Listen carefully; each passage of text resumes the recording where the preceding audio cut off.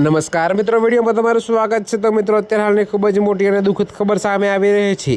ત્યારે મિત્રો તમને જણાવી દઈએ કે બાંગ્લાદેશના પૂર્વ કેપ્ટન ફારૂક અહેમદને હાર્ટ એટેક આવ્યા બાદ ઢાકામાં હોસ્પિટલમાં દાખલ કરવામાં આવ્યા હતા। તો મિત્રો, ફારૂક હાલમાં બાંગ્લાદેશ ક્રિકેટ બોર્ડના મુખ્ય સભ્ય છે, જ્યાં તેઓ ઉપપ્રમુખ તરીકે સેવા આપી રહ્યા છે અને બાંગ્લાદેશ ક્રિકેટરના વિકાસમાં મહત્વપૂર્ણ ભૂમિકા ભજવી રહ્યા છે। જી હા મિત્રો, જોકે 9 નવેમ્બરના રોજ તેમને હાર્ટ એટેક આવ્યો અને તેમને તાત્કાલિક હોસ્પિટલમાં લઈ જવામાં આવ્યા।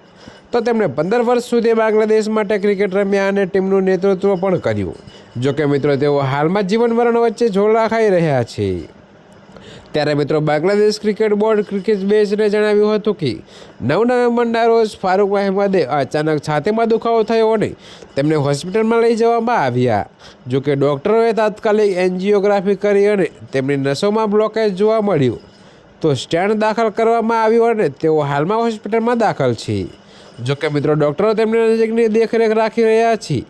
જોકે મિત્રો, બીબીબીએ એક નિવેદનમાં જણાવ્યું હતું કે તેઓ ગઈ રાતથી જ અસ્વસ્થ હતા। તેમને બપોરે હોસ્પિટલમાં લઈ જવામાં આવ્યા હતા અને એન્જિયોગ્રાફી પછી જાણવા મળ્યું કે તેમને હાર્ટ બ્લોકેજ છે અને ડૉક્ટરોએ એવા રિંગ દાખલ કરી તેઓ હાલમાં આઈસીયુમાં છે।